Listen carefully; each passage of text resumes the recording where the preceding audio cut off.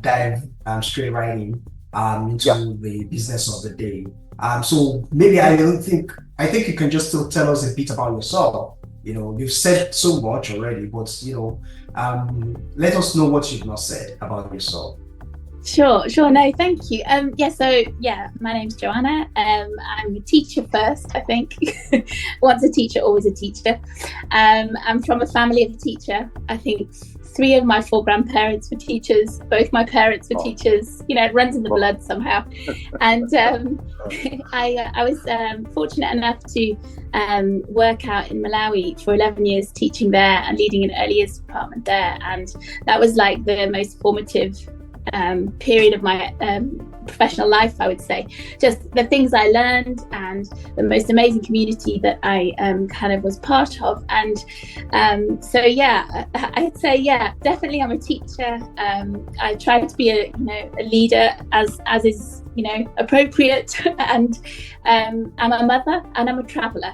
Those were the words I was trying to think of. I love going to new places, learning about people, trying to understand different ways of being, basically if I can work in community with other people, I'm very happy. So that's what I like to do. Awesome. That's me. That's good. So if that's about you, so what really made you to leave the teaching profession, and how did you start being open to education? It's a good question. Because I love teaching. So why leave the classroom? So I guess over my teaching career, I took on some leadership roles, and I really enjoyed the sort of coaching and mentoring aspect of that. The professional development, it's another kind of teaching. You're teaching teachers alongside teaching the children, and I guess I could feel like the impact of that. It was growing because it was almost hitting more children. The more you could kind of help others grow around you. I think partly it was that. I also relocated to the UK and during the pandemic, to be nearer my family, and then got back to the UK and realised, I did a few years back in the UK system. I missed African education a lot.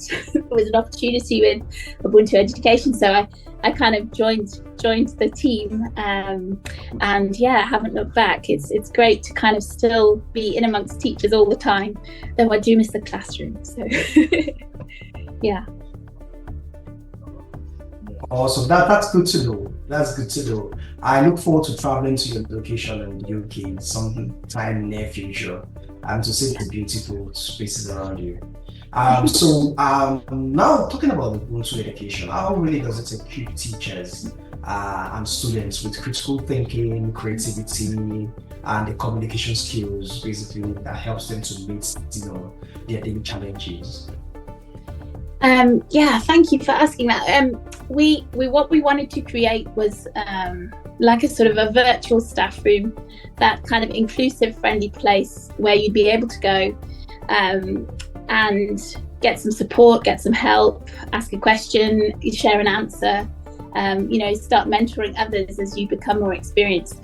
The idea was that we wanted to have like it's becoming the largest staff room in Africa. That's what we're trying to think of it as. We now got over 16,000 teachers on board, which is fabulous. And we understand that teachers are each other's greatest resource. So instead of, we have a lot we try to provide, courses, events, webinars, and so on. But I think that teachers are each other's greatest resource. So essentially it's providing that space that's inclusive, supportive, so that people can come with their diverse perspectives and really share. It's giving them that platform as teachers to kind of share what creative approaches have worked for them in their classroom. Last week, we hosted a Q&A session with one of our edu innovators. So there was a presentation, but actually she was then just taking questions from the floor. It could have been about anything to do with her teaching practice. She was really generous with her advice and her time, and it's very inspiring for other teachers to hear from someone who's leading on the ground, who's giving them that time. So the creativity kind of naturally comes through just in the opportunities that we're providing, and then it's kind of growing at a meta level in a sense, because then teachers are asking for more. They're saying, well, now can we have a Q&A session with someone who can tell us about XYZ, or I would like to host a webinar on curriculum design. Or so we're starting to now be approached by the teachers with the kind of confidence, and they know what they want to do. So for us, it's just about making that possible as far as we can. Yeah. Fantastic. All right. So now, in an increasingly digital world that we live in, what specific training and guidance does Ubuntu Education offer to schools and teachers to enhance learning outcomes through the usage of technology? Yeah, it's a real challenge, actually, we know, for all teachers, for globally, and then increasingly so if you're in a setting with limited resources, to keep abreast of that technological advance, to keep up with the students who seem to accelerate at 10 times the rate any of us adults can.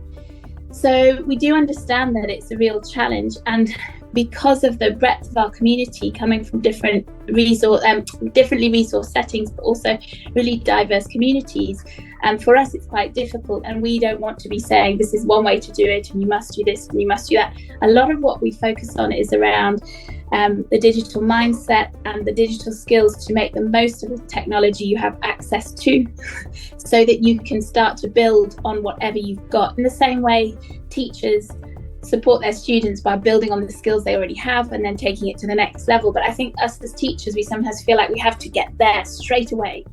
And actually, no, we can just start small. Okay, so if you have access to YouTube, what can you search up? Are you good at using search terms?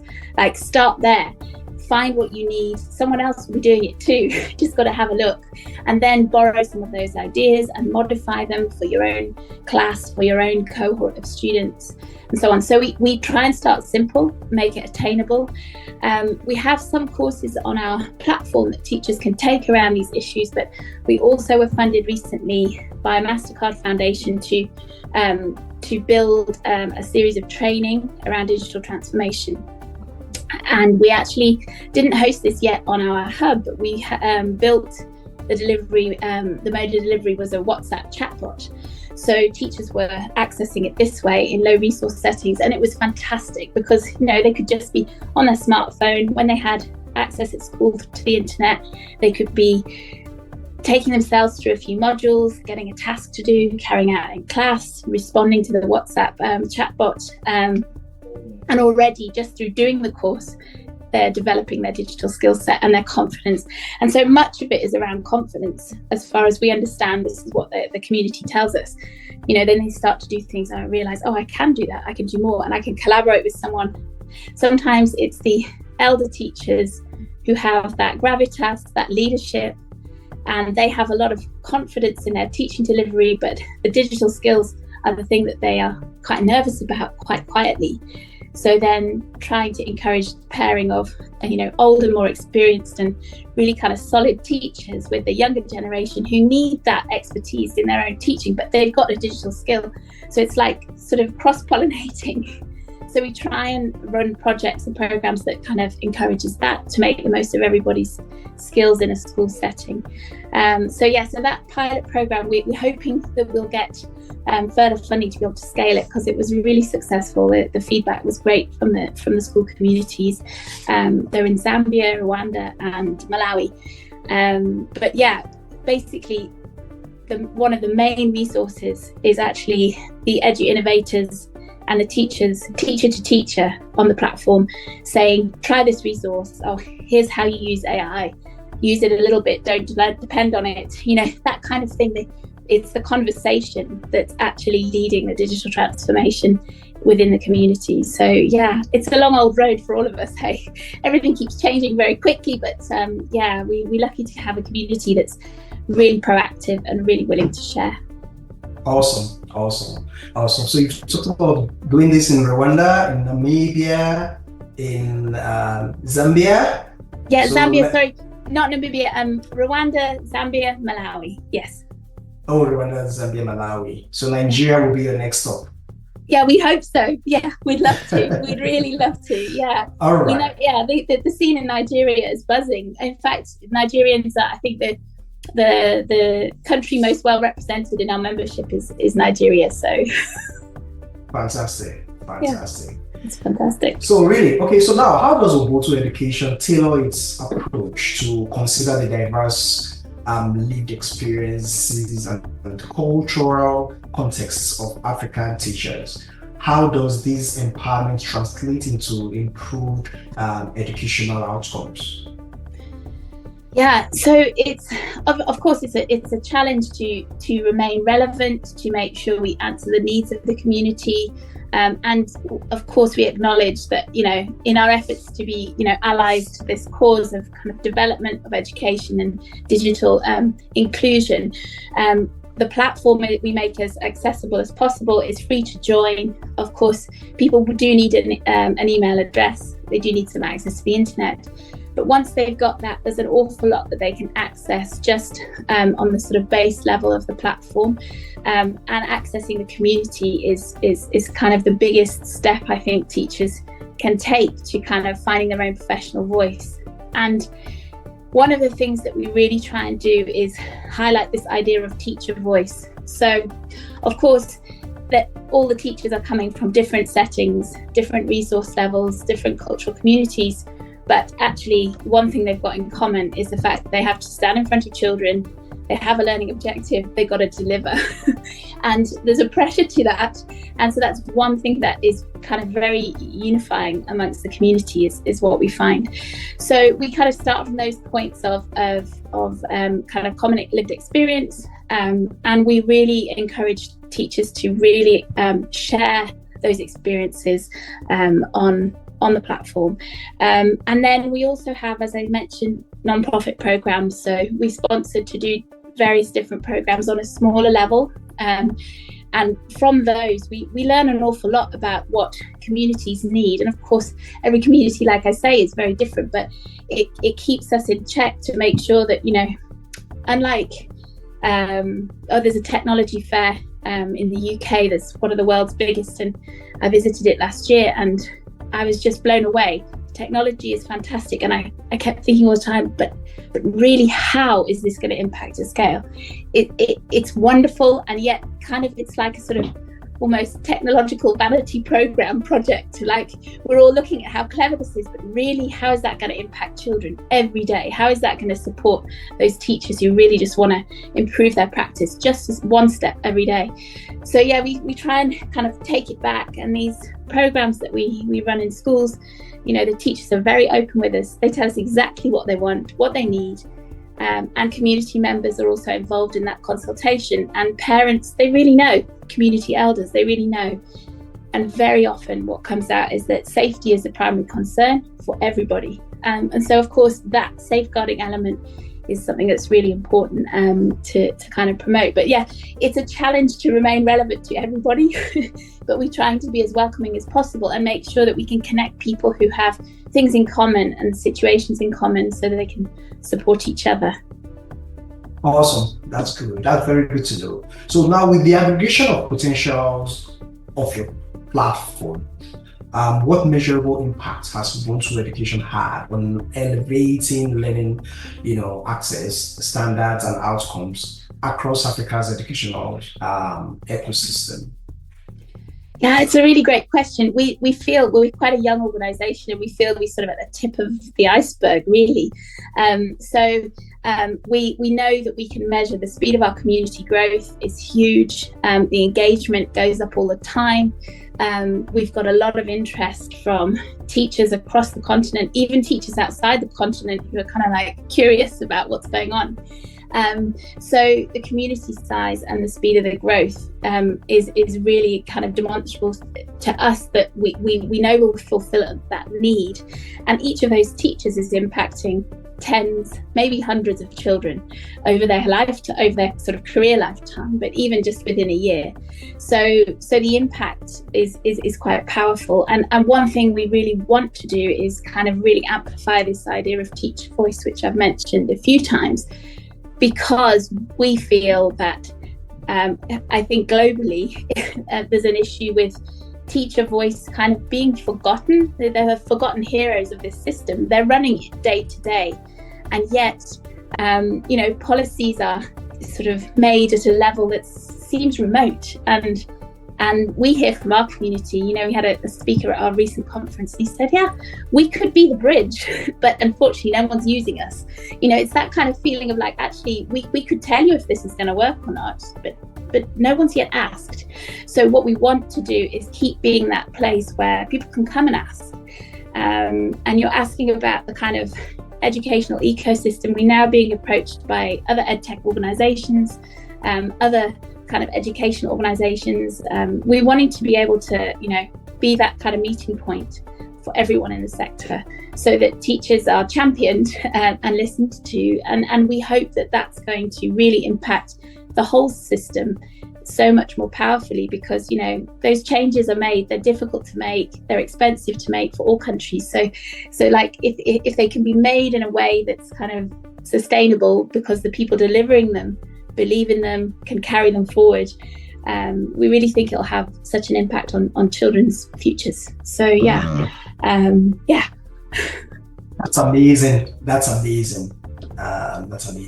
So can you elaborate on how Ubuntu Education Hub and Ubuntu Education Jobs are revolutionizing career advancements, for educators and recruitment process for schools across the African continent? Thank you. Yeah. So our jobs board is yet to be launched. It's in development. The idea is very much going to be that, what we've mentioned before about that kind of high quality, there's a lot of skill out there. It's about kind of joining the dots. So we want to be that point where those dots can be joined, where schools can advertise, and where teachers who already are primed for kind of professional development as being the norm in their teaching career, they're already proactive in taking courses, like building their skills, collaborating, those kinds of innovative teachers who will be kind of, not quite living, but sort of virtually living on the hub. They're there and they can build up their skills, build up their confidence, be prepared for interview, really shine in the right way, so that schools and teachers can kind of find a natural fit, in the sense that, from a teacher's point of view, you are as much interviewing the organization as much as they're interviewing you. Are you a good fit for each other? So it's about building that kind of confidence on both sides. But from a practical point of view, it's about making sure, here's a school, this is the job available, and here are the candidates, let's get you together. And from our point of view, it's making sure teachers have that opportunity to self-develop, to grow their own life chances and that of their own family, their children. Many teachers are taking second jobs or having to monetize their time in other ways that are not educationally related, and it doesn't make sense to us, because actually if they could be spending that time monetizing their educational skills, it's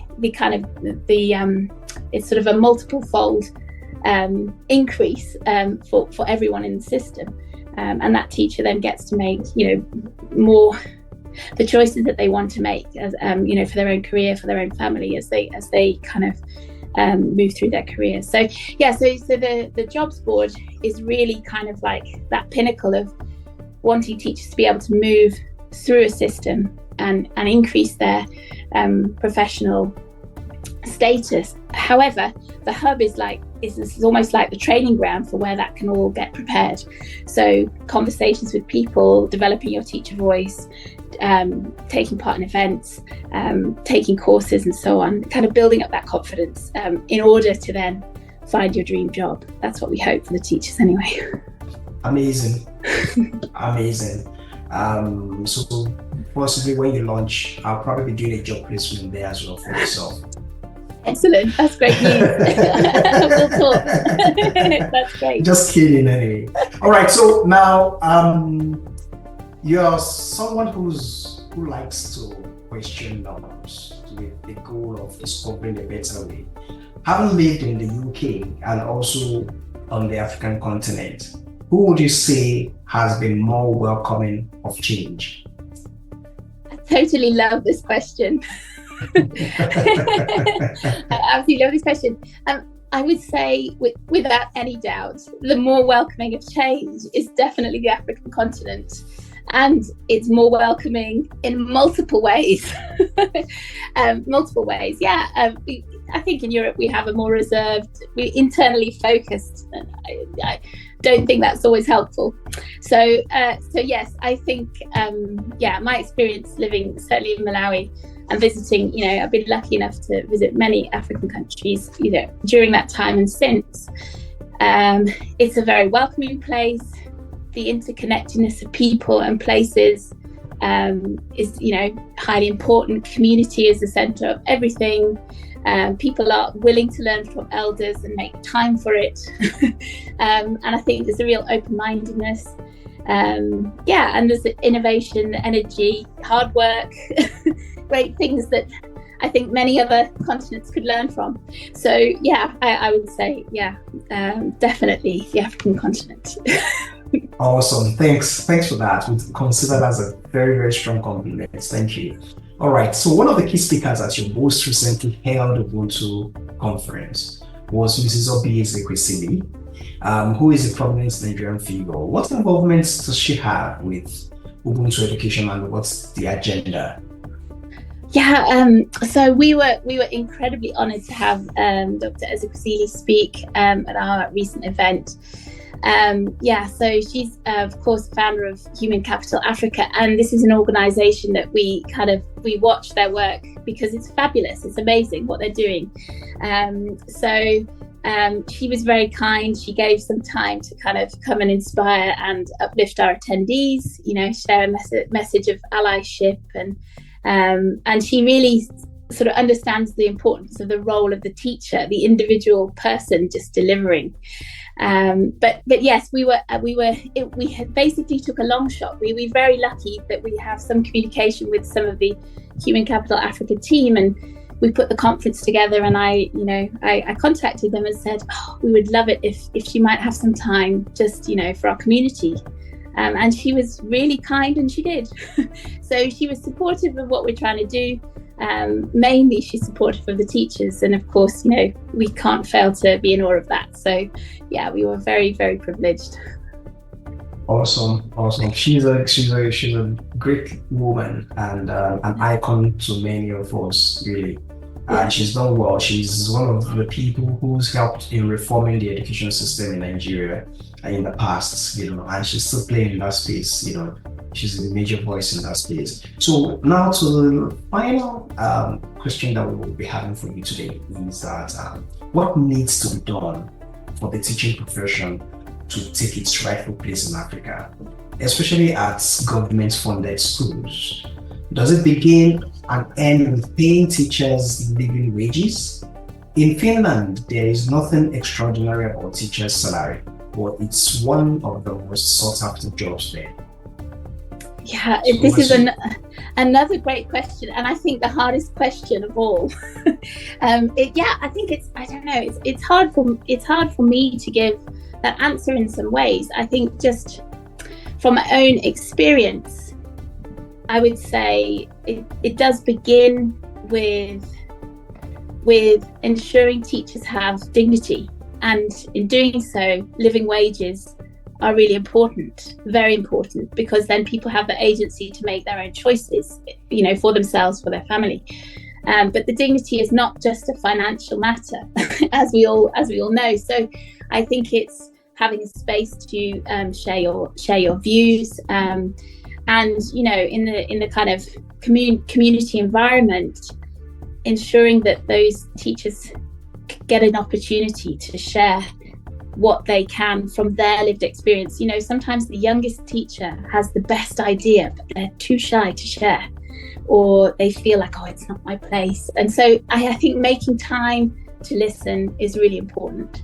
I've certainly learned a lot that way, just from working with a big variety of different teachers in Africa. But I think, keeping that allyship and that kind of decolonized practice in mind, which is an ongoing journey for many of us, and and understanding that, context is super important. So every single community has a different approach that's right for the community. And so yeah, those teachers are the cornerstones of that community. But I think sometimes in the busyness of life and when there's a scarcity of resources, their expertise can sometimes be neglected. And I don't think that's an intentional thing. But I think if we can intentionally address it, it could be everything in terms of changing the system. And a good place to start on that is thinking back to our own childhoods, remembering those like inspirational teachers or leaders. It might not have been a teacher in school, but those adults who've impacted you and what it meant for you. Then we can like maybe just spend a bit more time listening sideways. I think that's a start. But yeah, it's a tough question. I think in Finland, of course, yes, you say teacher salaries are not necessarily remarkable within the community in terms of kind of quantity, but from what I understand of Finnish culture is teachers, people have deep respect for teaching as a profession. And so I would always amplify that just because I think, teachers are the change makers. So whatever we can do to uplift them is definitely the way. Awesome. Amazing. You've done amazingly very well. Thank you so much for all of your answers. That would be all from me. Your final thoughts, Apple. Thank you so much. That was a wonderful interview. Thank you so much at the end. Wonderful answers, Joe.